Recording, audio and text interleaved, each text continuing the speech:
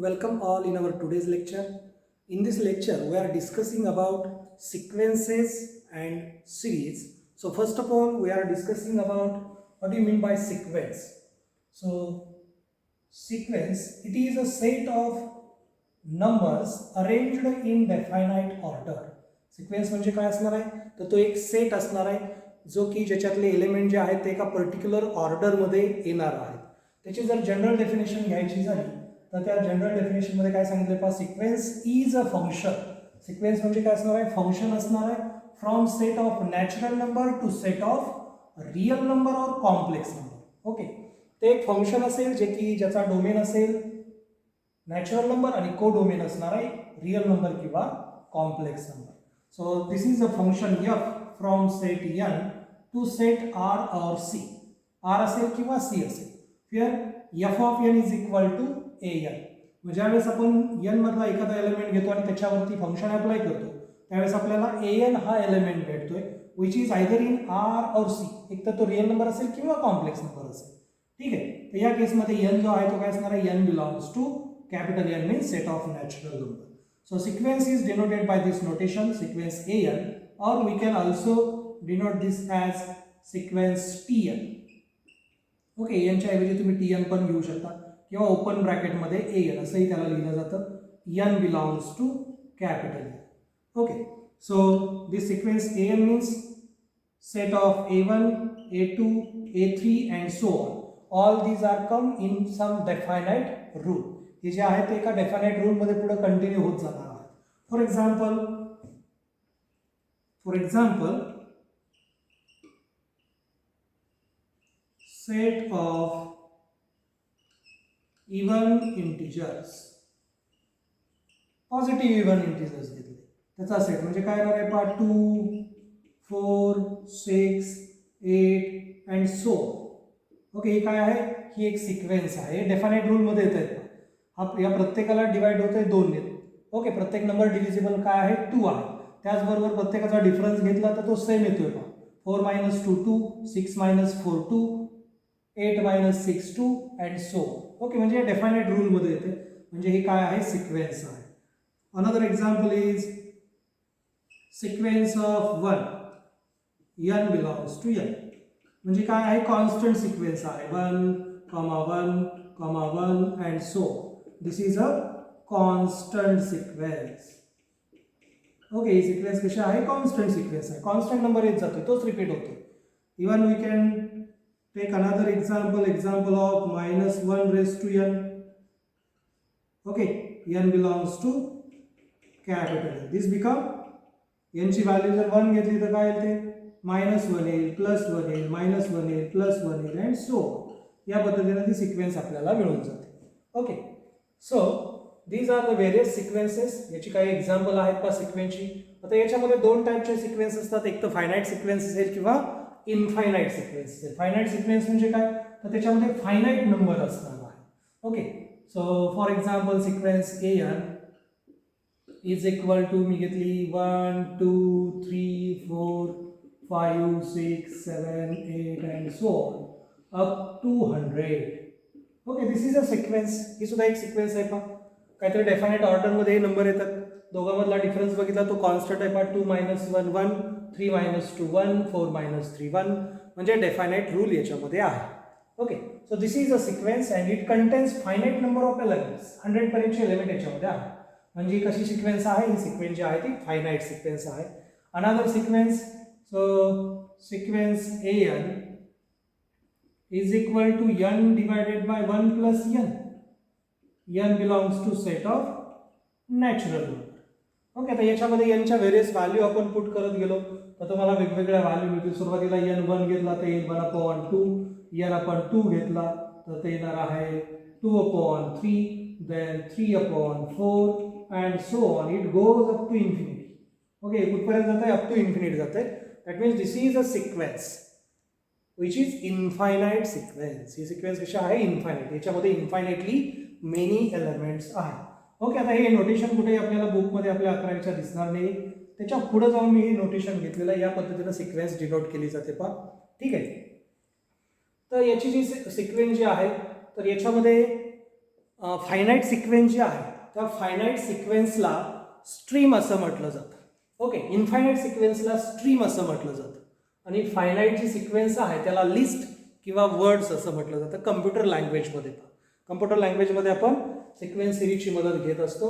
Various application आहेत पहा याचे इंजिनिअरिंगमध्ये, त्याच्यानंतर जनरल सायन्समध्ये, अप्लाइड सायन्समध्ये. तर या पद्धतीने आपल्याला फायनाईट आणि इनफायनाईट सिक्वेन्स मिळते. Now next concept is progression. Okay, progression म्हणजे एक्झॅक्टली असणार काय आहे. फायनाईट सिक्वेन्स बघितली आपण, त्याच्यानंतर इनफायनाईट सिक्वेन्स बघितली. Now progression means sequences that follows definite pattern. Okay, अशा सिक्वेन्स ज्या की एक डेफायनाईट पॅटर्न फॉलो करतात त्या सिक्वेन्सेसला काय म्हटलं जातं, प्रोग्रेशन असं म्हटलं जातं.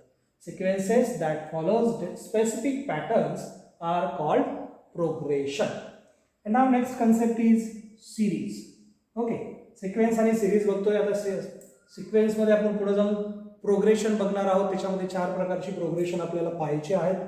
तर त्यापूर्वी आपण सिरीज म्हणजे काय ते बघूया. सिरीज म्हणजे काय असणार आहे, सिरीज ऑफ गिवन सिक्वेन्स. दिलेल्या सिक्वेन्सची सिरीज आपण डिफाईन करतो. Suppose this is given sequence, sequence AN म्हणजेच काय असणार आहे, sequence AN means A1 A2 A3 and so on, AN and so on goes up to infinity. Okay, याच्यामध्ये A1 जो आहे त्याला म्हटलं जातं first term of this sequence, A2ला म्हटलं जातं सेकंड टर्म, A3ला म्हटलं जातं third term and so on. ही nth टर्म आहे AN.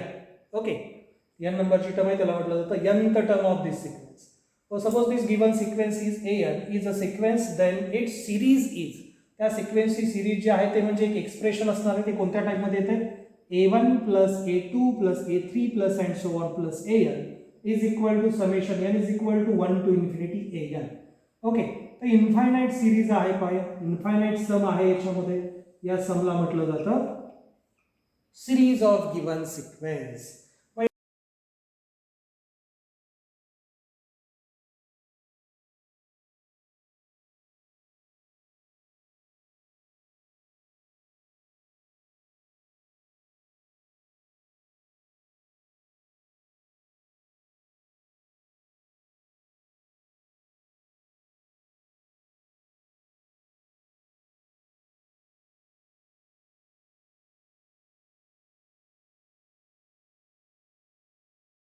Now we are discussing various types of progression. So first type of progression is arithmetic progression. Okay, त्याला short मध्ये AP असं म्हटलं जातं. Second type is geometric progression, in short GP. Third type is harmonic progression, in short HP. and fourth type is arithmetico-geometric progression, in short AGP. So first type is arithmetic progression. AP become the difference between any two consecutive terms.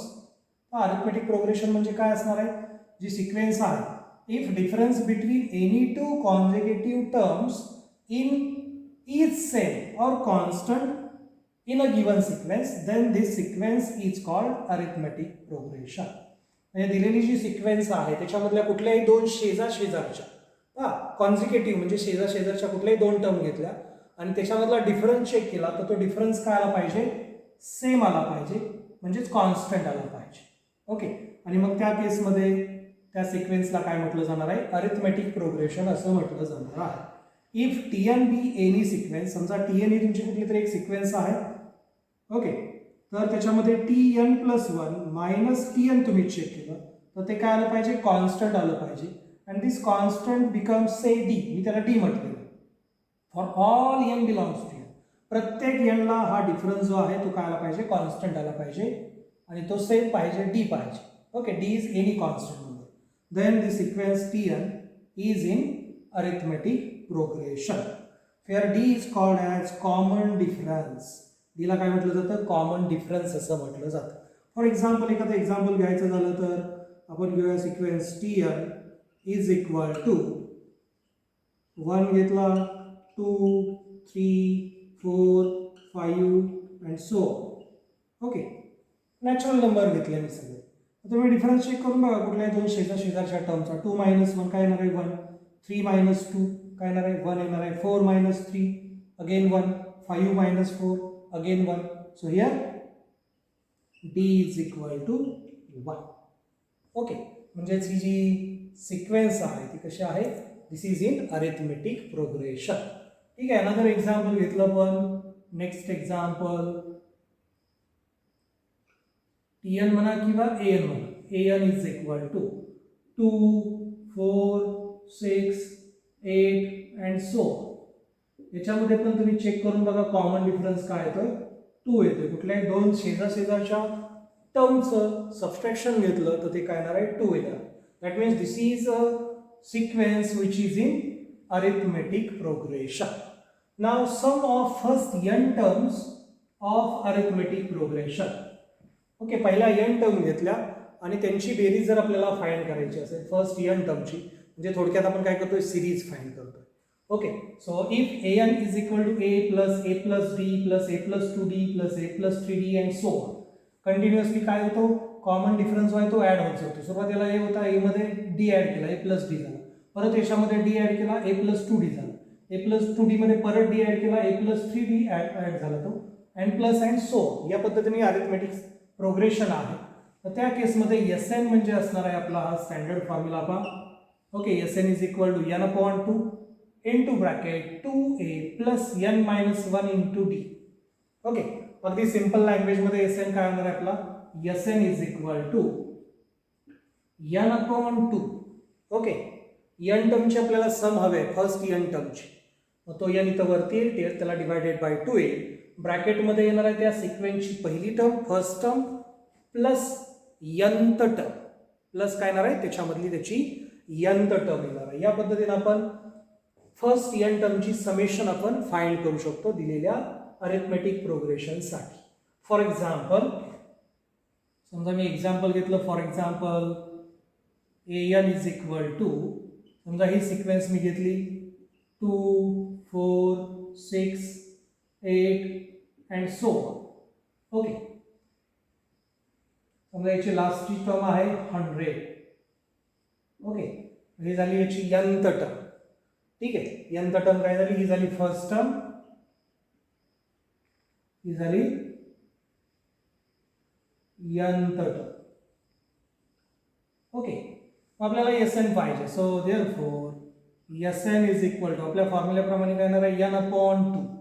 Okay, तर या ठिकाणी n म्हणजे काय असणार आहे, किती term आहेत, या इवन नंबर आहेत का, 2, 4, 6 अप टू 100, म्हणजे या 50 टर्म आहेत. ओके, या ठिकाणी n म्हणजे काय आहे, 50, म्हणजे ही झाली 50th टर्म. ओके, इथं सर्वांना माहित आहे 50th टर्म. निम्मे ऑड आणि निम्मे इवन असतात 100 पर्यंत, 1 पासून 100 पर्यंत. ओके, निम्मे ऑड म्हणजे 50 ऑड आणि 50 इवन, म्हणजे हे 50 नंबर आहेत. So n is equal to 50. So Sn is equal to आपल्या फॉर्म्युल्याप्रमाणे काय, 50 divided by 2 into bracket first term. So first term is 2 plus nth term is 100. So in that way we get 50 divided by 2 is 25 into bracket 100 plus 2 is 102. So multiply this, we get 2550. Okay, 2550, right? So this is the sum of first n terms of this sequence. Easily sum, या पद्धतीने easily आपण हा formula apply करू शकतो. फक्त आपल्या लक्षात आलं पाहिजे की किती टर्म याच्यामध्ये आहे. ओके, त्याच्यानंतर आपण याच्यातली nth टर्म जी आहे ती पण आपण लिहू शकतो. So nth term of arithmetic progression. nth term काय येणार आहे, समजा आपली सिक्वेन्स आहे if an is equal to a1 a comma a plus d comma a plus 2d comma and so. So then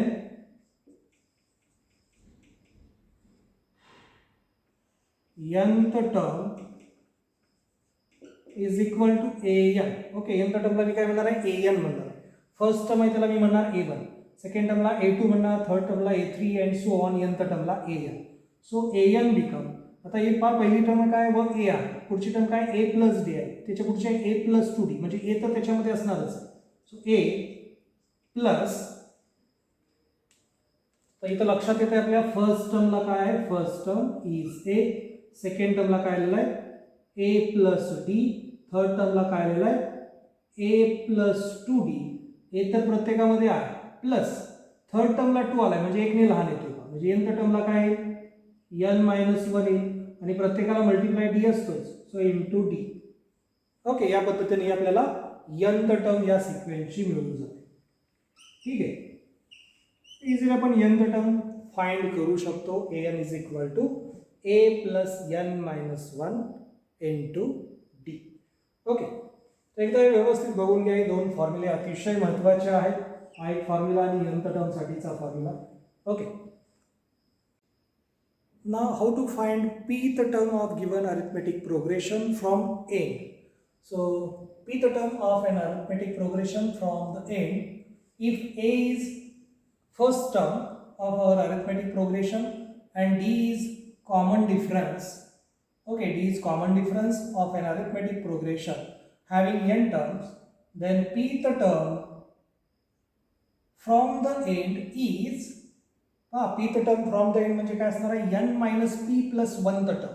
okay, किंवा त्याला तुम्ही म्हणू शकता n minus p plus 1th term. Okay, from the end. ठीक आहे, so this pth term from the end become n minus p plus 1th term from the beginning. From the beginning. That means pth term from the end become t n minus p plus 1. So this become a plus n minus p plus 1 minus 1 into t. Okay, nth term काय असते, tn काय असतो a plus n minus 1 into d असतो. या ठिकाणी n च्या ऐवजी काय पाहिजे आपल्याला, n च्या ऐवजी पाहिजे n minus p plus 1. इथे n च्या ऐवजी n minus p plus 1 replace केला. हा minus 1 आणि हा plus 1 कॅन्सल होतो आणि उरतो n minus p. So we get this tn minus p plus 1th term become a plus here remaining term is n minus p into this d as it is. So we get a plus n minus p into d. That will be the pth term of given arithmetic progression from end. Okay, समजा जर आपली last term जी आहे ती l असेल, if l is the last term then pth term from end become l minus p minus 1 into d. Okay, जर आपली l ही last term असेल आपल्या अरिथमेटिक प्रोग्रेशन साठीची, तर त्या केसमध्ये pth term from last become l minus p minus 1 into d. Okay, म्हणजे दिलेल्या सिक्वेन्स मध्ये काय करायचं आहे आपल्याला, nth टर्मच्या ऐवजी l रिप्लेस करायचा आणि मग ही सिरीज आपल्याला ही nth टर्म एंडची आपल्याला मिळून जाते. ओके, फॉर एक्झाम्पल एखादं एक्झाम्पल घेतलं आपण, समजा गिवन सिक्वेन्स an किंवा त्याला तुम्ही tn म्हणा. ओके, काही फरक पडत नाही त्याने, is equal to 2 4 6 8 and so on up to 100. Okay, 100 term आहे त्याच्यामध्ये. ओके, तर त्या केसमध्ये आता या ठिकाणी तुम्ही ऑब्झर्व केलं तर तुमच्या लक्षात येईल की इथं कुठेही n आलेला नाही. ओके, म्हणजे n या ठिकाणी n किती आहे ते मेजर करायची गरज नाही. हा फॉर्म्युला अप्लाय केला तर हा फॉर्म्युला अप्लाय करायचा असेल तर n तुम्हाला फाइंड करावा लागेल. So we want 20th term from it. आपल्याला कुठली टर्म पाहिजे, 20th नंबरची टर्म पाहिजे एंड पासून. ओके, म्हणजे रिव्हर्स तुम्हाला मेजर करायचा.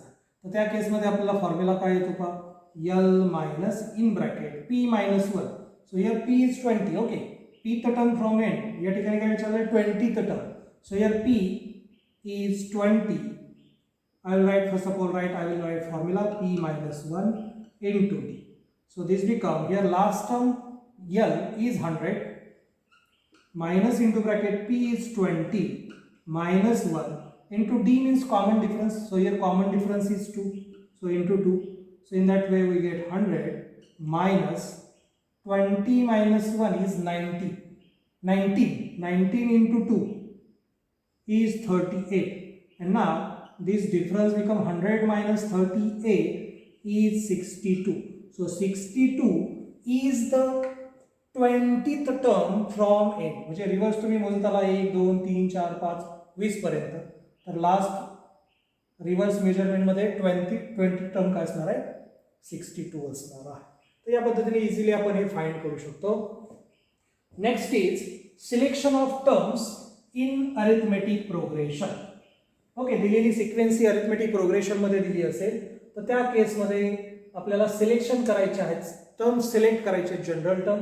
तर त्या कशा पद्धतीनं सिलेक्ट करायच्या, तर आपल्याला जर सम दिली असेल, वेन सम इज गिवन, दिलेल्या एक्झाम्पलमध्ये जर आपल्याला सम प्रोव्हाइड केली असेल, ओके, एस एन आपल्याला दिला असेल, तर त्या केसमध्ये आपल्याला 3 टर्म फाइंड करायचे आहेत का 4 का 5, आपल्याला 3 टर्म पाहिजेत का 4 पाहिजेत का 5 पाहिजेत. जर आपल्याला 3 टर्म्स हव्या असतील तर त्या टर्म काय घ्यायचे पहा, a minus d, a and a plus d. Okay, पहा या ठिकाणी कॉमन डिफरन्स किती आहे, डी आहे. Common difference is d. जर आपल्याला 4 टर्म हव्या असतील तर ते येणार आहेत ए minus 3d, A minus d, a plus d, a plus 3d. Okay, जर 5 टर्म हवे असतील तर काय येणार आहे, ए minus 2d, A minus d, a plus d, a plus 2d. म्हणजे या ठिकाणी कॉमन डिफरन्स डी आहे, या ठिकाणी कॉमन डिफरन्स जो आहे तो 2d आहे. तर या टर्म चूज करताना अशा चूज करायच्या जेणेकरून त्यांची ॲडिशन घेतल्यानंतर याच्यामध्ये जो कॉमन डिफरन्सची टर्म डी येते ती कॅन्सल झाली पाहिजे. मग इझिली आपल्याला ए मिळून जाईल, म्हणजे फर्स्ट टर्म आपल्याला इझिली याच्यामध्ये मिळते. त्याच्यामुळे या पद्धतीने आपण त्या टर्म चूज करत असतो. जर आपल्याला सम दिलेली नसेल, if sum is not given, so in that case as usual manner choose 3 terms become a plus d, a plus 2d. 4 term पाहिजे असतील तर a plus d, a plus 2d, a plus 3d. 5 term असतील तर a plus d, a plus 2d, a plus 3d, a plus 4d. In that way we can select the terms if sum is not given. Okay, अतिशय महत्त्वाचं आहे. सम जर दिली असेल तर या पद्धतीनं 3 टर्म हवे असतील तर कॉमन डिफरन्स डी घ्यायचा आहे, 4 टर्म हवे असतील तर कॉमन डिफरन्स 2d घ्यायचा आहे, 5 टर्म हवे असतील तर कॉमन डिफरन्स डी घ्यायचा आहे. मग याच्यामध्ये तुम्ही मागं पुढे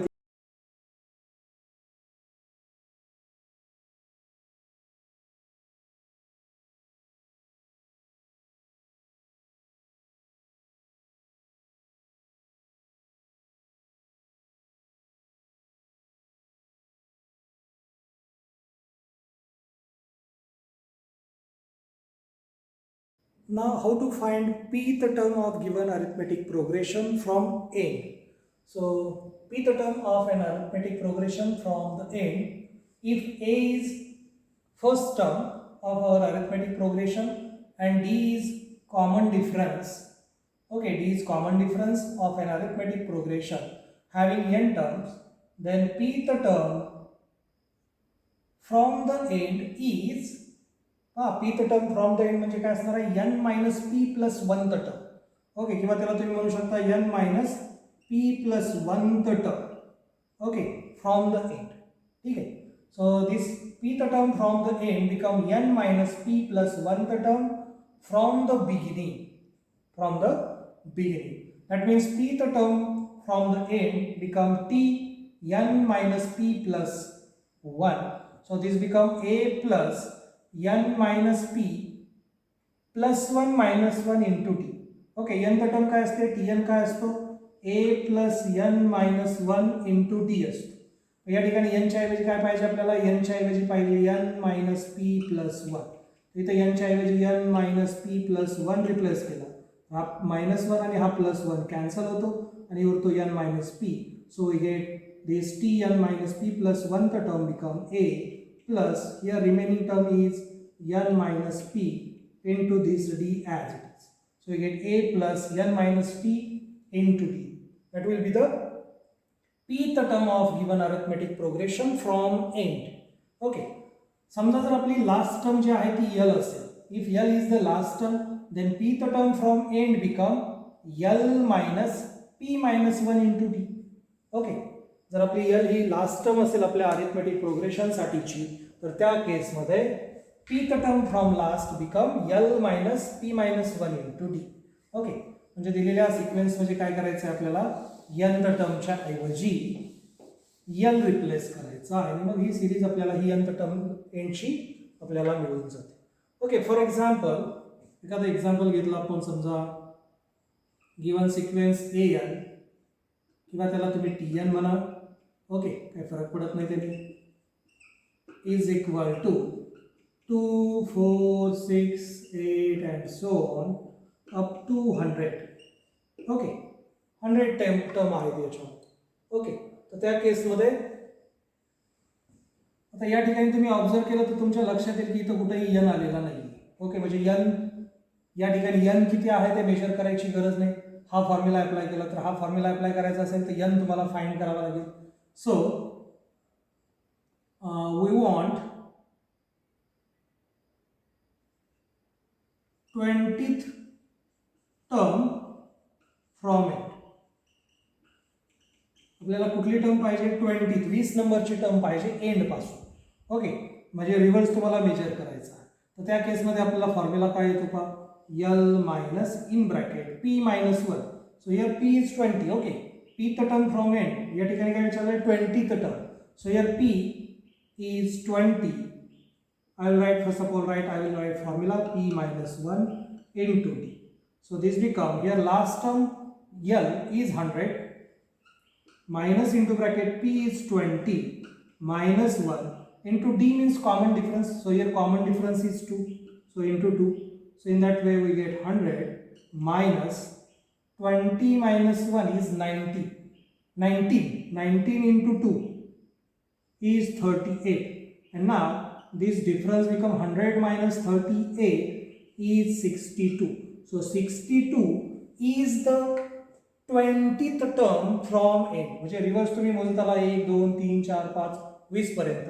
तर लास्ट रिव्हर्स मेजरमेंट मध्ये 20 टर्म काय असणार आहे? 62 असणार आहे. तर या पद्धतीने इझिली आपण हे फाइंड करू शकतो. Next is selection of terms in arithmetic progression. Okay, दिलेली सिक्वेन्स ही अरिथमेटिक प्रोग्रेशनमध्ये दिली असेल तर त्या केसमध्ये आपल्याला सिलेक्शन करायचे आहेत, टर्म सिलेक्ट करायचे जनरल टर्म. तर त्या कशा पद्धतीनं सिलेक्ट करायच्या? तर आपल्याला जर सम दिली असेल, वेन सम इज गिवन, दिलेल्या एक्झाम्पलमध्ये जर आपल्याला सम प्रोव्हाइड केली असेल, ओके, SN आपल्याला दिला असेल तर त्या केसमध्ये आपल्याला 3 टर्म फाइंड करायचे का 4 का 5? आपल्याला 3 टर्म पाहिजेत का 4 पाहिजेत का 5 पाहिजेत? जर आपल्याला 3 टर्म्स हव्या असतील तर त्या टर्म काय घ्यायचे पहा, A minus D, A and A plus d. Okay, पहा या ठिकाणी कॉमन डिफरन्स किती आहे? D आहे. Common difference is D. जर आपल्याला 4 टर्म हव्या असतील तर ते येणार आहेत A minus 3D, A minus D, A plus D, A plus 3D. Okay, जर 5 टर्म हव्या असतील तर काय येणार आहे? A minus 2D, A minus D, A plus D, A plus 2D. म्हणजे या ठिकाणी कॉमन डिफरन्स D आहे, या ठिकाणी कॉमन डिफरन्स जो आहे तो 2D आहे. तर या टर्म चूज करताना अशा चूज करायच्या जेणेकरून त्यांची ॲडिशन घेतल्यानंतर याच्यामध्ये जो कॉमन डिफरन्सची टर्म D येते ती कॅन्सल झाली पाहिजे. मग इझिली आपल्याला A मिळून जाईल, म्हणजे फर्स्ट टर्म आपल्याला इझिली याच्यामध्ये मिळते. त्याच्यामुळे या पद्धतीने आपण त्या टर्म चूज करत असतो. जर आपल्याला सम दिलेली नसेल, if sum is not given, so in that case as usual manner choose 3 terms become A plus D, A plus 2D. 4 term पाहिजे असतील तर A plus D, A plus 2D, A plus 3D. 5 term असतील तर A plus D, A plus 2D, A plus 3D, A plus 4D. In that way we can select the terms if sum is not given. Okay, अतिशय महत्त्वाचं आहे. सम जर दिली असेल तर या पद्धतीनं 3 टर्म हवे असतील तर कॉमन डिफरन्स D घ्यायचा आहे, 4 टर्म हवे असतील तर कॉमन डिफरन्स 2D घ्यायचा आहे, 5 टर्म हवे असतील तर कॉमन डिफरन्स D घ्यायचा आहे. मग याच्यामध्ये तुम्ही मागं पुढे